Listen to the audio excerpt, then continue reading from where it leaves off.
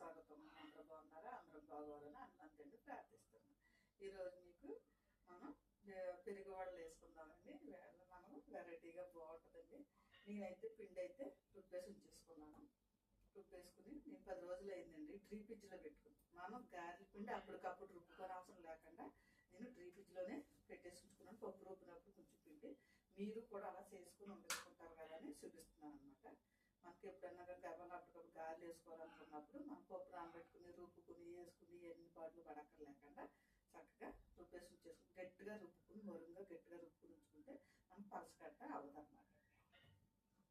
ఇప్పుడు మనం చేసుకునే విధానం చూపిస్తాను చూడండి. అలాగే ఈ లోపల మనకి నూనె కూడా మూగుడు మీద చేసుకుందాం.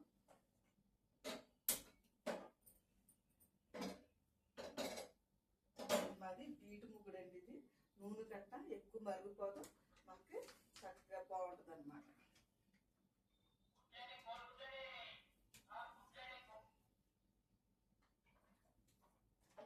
సన్ఫ్లవర్ నూనె వాడతానండి. మనకి ఏంటంటే ఎక్కువ మనుషులు బరువు ఎక్కువైపోకుండా ఉంటాం. నూనె వాటిని తగ్గించుకుని తినడమే మంచిది. కొంచెం దాని మీద ఇలాంటివి వాడుకుంటే ఒక్కొక్కసారి ఎప్పుడన్నా బాగుంటుంది. నేనైతే ఇదిగోండి పిండి మీకు గట్టిగా మనం ఎలా రుబ్బింది అలాగే ఉందన్నమాట. అసలు పుష్పతాలు గట్రా ఏమి ఉండదు. అట్లా మనం కూలింగ్ పోయేదాకా ఉంచేసుకుని మనం మరీ ఎక్కువ టైం వచ్చేయకుండా కూలింగ్ పోయేదాకా ఉంచుకుని తర్వాత మనం వేసేసుకుంటే బాగుంటుంది. మనం దీంట్లో కొద్దిగా సాల్ట్ కలుపుకొని వేసుకుందాం. అలాగే మనకి వాటర్ గారెలు వేసుకున్నాక వాటర్, అలాగే పెరుగు, ఉప్పు వేసేసుకుని పెరుగు కూడా మనం కొద్దిగా చిలకెట్టుకుని కలికెట్టు వేసుకుని ఉండొచ్చుకుంటే బాగుంటుంది. అలాగే ఇందులో మేగడ ఉండగానే వేసుకోండి, ఇంకా బాగుంటుంది. మనం ఇందులో కొద్దిగా సాల్ట్ వేసేసుకున్నాం.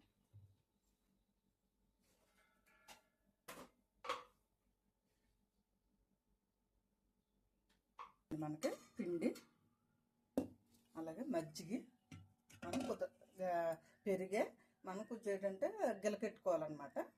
దాని మీద బాగుంటుంది. అలాగే నీళ్ళు ఇందులో మనం గారెలు తీయగానే నీళ్ళలో వేసి తీసి మళ్ళీ మజ్జిగలో వేయాలన్నమాట. అందుకని పక్కన నీళ్ళు పెట్టాను. మీకు ఇంకో వెరైటీ చెప్పనండి, చాలా బాగుంటుంది అనమాట. ఇదిగో అల్లం ముక్క, పచ్చిమిరకాయ, 2 పచ్చిమిరకాయలు ముక్కల్లో కోసేసుకుని మనం మిక్సీ ఆడేసుకుని ఈ వాటర్ ఇలాగా కలుపుకొని ఉంచుకోవాలన్నమాట. దీన్ని మనం మిక్సీలో పెరుగులో వేసుకుంటే రుచి బాగుంటుంది, చాలా బాగుంటుంది. మీరు ఒకసారి ఇలా చేసి చూడండి, మీకు చాలా బాగుంటుంది అనమాట. అలాగే కోపు, మినపప్పు, శనగపప్పు, ఆవాలు, జీలకర్ర, ఎండుమిరపకాయలు, కరివేపాకు నేనైతే ఇవి వేస్తానండి. నేను ఇప్పుడు ఇవి పేస్ట్ చేసి పెట్టేసి అందులో వేసాను కదా, మీకు చూపించడానికి ఉంచాను. మనం క్వాంటిటీని పెట్టి నాకైతే కొంచెమే ఉంది కాబట్టి నాకు ఒక అంగుళం ముక్కనే ఒక 2 పచ్చిమిరకాయలు కానీ మీరు ఘాటును పెట్టి ఒక పచ్చిమిరకాయ కానీ వేసుకోండి, చాలా బాగుంటుంది. అలాగే మనం వేసుకోవడానికి పెరుగు, మజ్జిగ అనమాట. మనం చేయి తడి చేసుకుని దానికి ఒక పేపర్ దగ్గర పెట్టుకుని పేపర్ మీద వేసుకుంటే అందంగా రౌండ్గా వస్తుంది. మనం మామూలు చేతుడని వేసేసుకోవచ్చు. మనం తిరగేసుకోవడానికి తీసుకోవడానికి వేగాక అలాగే మూకుడు పొయ్యి మీద పెట్టేసుకుని మనం నూనె పోసుకున్నాం కదా, నూనె కూడా కాగింది. సరే వేసే విధానం చూపిస్తాను చూడండి. మనకి ఇప్పుడు వేసుకునే విధానం చూపిస్తాను చూడండి.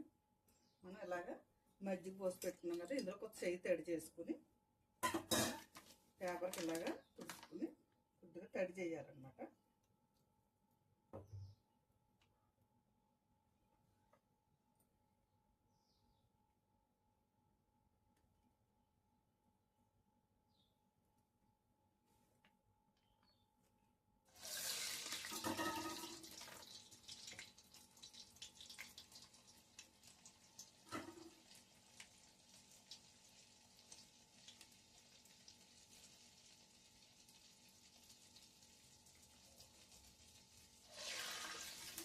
చేతికి తడి చేసుకోవాలి. దీనికి పేపర్కి ట్రిప్కి దీనికి ఇలాగా కొత్త తడి చేస్తే మనకి ఇది అంటుకుపోకుండా మనకి పక్కన వచ్చేస్తాను. మనం ఇలాగ అనుకున్నప్పుడు మళ్ళీ ఇలాగ అనుకుని రౌండ్గా వస్తాయన్నమాట. మనకి మళ్ళీ చేతిని కొద్దిగా తడి చేసుకుని కన్నం కాడ ఇలా పెట్టుకుంటే చక్కగా ఇలాగ వచ్చేస్తుంది.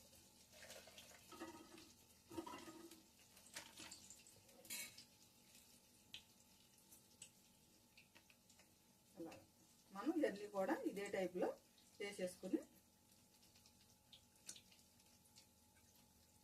తీసుకుందాం.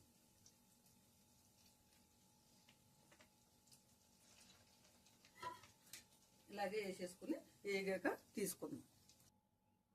ఇదిగో మనకి ఇలాగే వేగితే మనకి సరిపోతాయి అన్నమాట. ఇప్పుడు నీళ్ళలో వేసేసుకుని మనం ఒకసారి ఇలా నీళ్ళలో ముంచి తీసేసుకుని మళ్ళీ మనం పెరుగులో వేసేసుకోవాలి.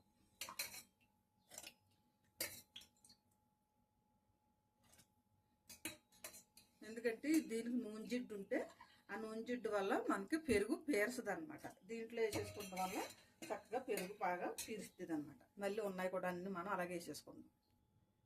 మనకైతే అయిపోయినాయి. ఈసారి మనం ఇవన్నీ ఇందులో వేసేసుకున్నాం కదా, ఇంక లాస్ట్ అయిపోయినాయి. ఈసారి మనం కోపు వేసుకుందాం. ఈసారి మనం కోపు పెట్టేసుకుందాం. నూనె వేసా కొద్దిగా.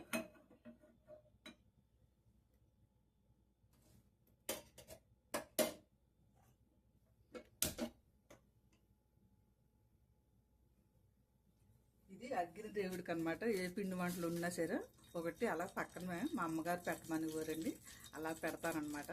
అగ్ని దేవుడికి కూడా బెవ వెలిగిస్తారు. మనకు అన్ని రకాలు చేసుకున్నప్పుడు నాకు ఏం పెట్టట్లేదని అంటారు. మనం మినపప్పు, శనగపప్పు, కొద్దిగా జీలకర్ర, ఆవాలు, అలాగే కరివేపాకు, ఎండుమిరపకాయ మనం ఇది కోపు పెట్టుకుని వేసుకుంటే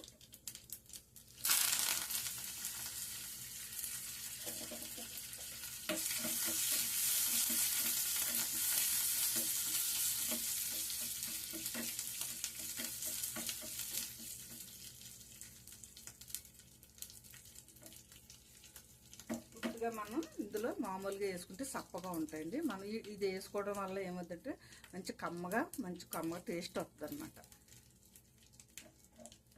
ఏంటండి మనకి సరే మజ్జిగలో వేసేస్తున్నాం.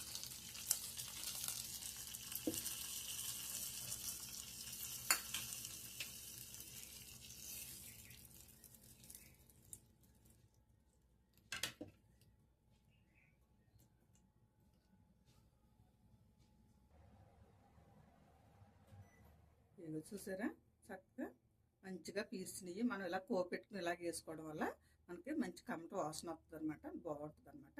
ఇప్పుడు మనం ప్లేట్లో కూడా వేసుకుందాం. ఇవి చూసారా చక్కగా పీసేసి మంచిగా ఉబ్బుని అనమాట. గారెలు పెరుగు వడలు అయితే రెడీ అయిపోయిందండి.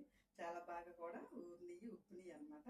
మంచి స్మెల్ కూడా వస్తుంది. ఎందుకంటే కరివేపాకు, ఎండుమిరపకాయ, మనం జీలకర్ర, ఆవాలతో కోపు కూడా పెట్టాం కదండి.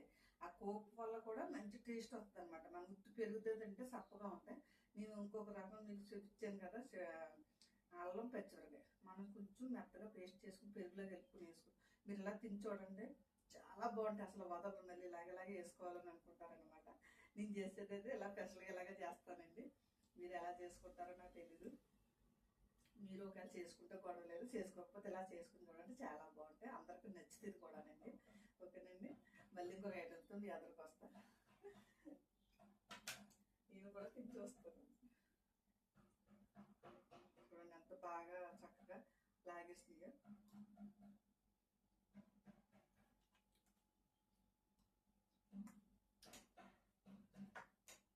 సూపర్గా ఉన్నాయండి. మీకు ఇందులో రెండు రకాలుగా చెప్పాను. మీకు రెండు రకాల చిట్కాలు చెప్పాను. ఒకటి పప్పు రుబ్బుకుని ఫ్రిడ్జ్లో పెట్టుకుని ఉండొచ్చుకుని మనం అప్పటికప్పుడు కావాలన్నప్పుడు గబగబా ఇది అవ్వదు కాబట్టి మనం ఎవరైనా వచ్చారని కాబట్టి కొంచెం ఫ్రిడ్జ్లో తీసేసుకుని ట్రీ ఫ్రిడ్జ్లో పెట్టుకోవాలి. మామూలు ఫ్రిడ్జ్లో కాదు, ట్రీ ఫ్రిడ్జ్లో పెట్టి ఉండొచ్చేసుకుని మనం పొద్దున్నకి ఏదైనా కావాలనుకున్నప్పుడు పూజల టైంలో కూడా ముందు రోజు స్నానం చేసేసి మనం పప్పు అది రుబ్బేసుకుని ఫ్రిడ్జ్లో పెట్టేసి చేసుకుంటే గారెలకి పెరుగు వాళ్ళకైనా వేసుకుని చుట్టూ గారెలకైనా సరే చాలా బాగా వస్తుంది అనమాట. నేనైతే ఇలా చేస్తూ ఉంటానండి. మీరు కూడా ఇలా చేసుకుని తొందరగా పూజల టైంలోని, పిల్లల బాక్సుల టైంలోని మనకు తెలిసి వస్తుంది. ఏమైనా చుట్టాలు వచ్చినప్పుడు గట్రా మన పప్పు రుబ్బుకుని మళ్ళీ అవన్నీ తీసుకుని కడుక్కుని అన్ని పెట్టుకుంటారు. టైము ఎక్కువైపోతుంటుంది కదా. ఇలాంటప్పుడు అయితే బాగుంటుంది అనమాట. నేనైతే చిన్న చిన్న చిట్కాలతో మీకు చెప్తా ఉంటాను. మీరు ఇలా చేసుకుని మీరు కూడా ఇలాగ ఫాలో అయిపోండి. ఓకేండి. నాకు అందరూ కూడా లైక్ చేస్తున్నందుకు చాలా చాలా ధన్యవాదాలండి. అలాగే మీ ఆశీర్వాదం ఎప్పుడు ఉండాలి. ఓకేనండి. సబ్స్క్రైబ్ చేసుకోండి, షేర్ చేసుకోండి, అలాగే పనులని సబ్స్క్రైబ్ చేసుకోమని చెప్పండి. ఓకేండి. మళ్ళీ ఇంకొక ఐటమ్తో మీ అందరికి వస్తాను. బాయ్ అండి.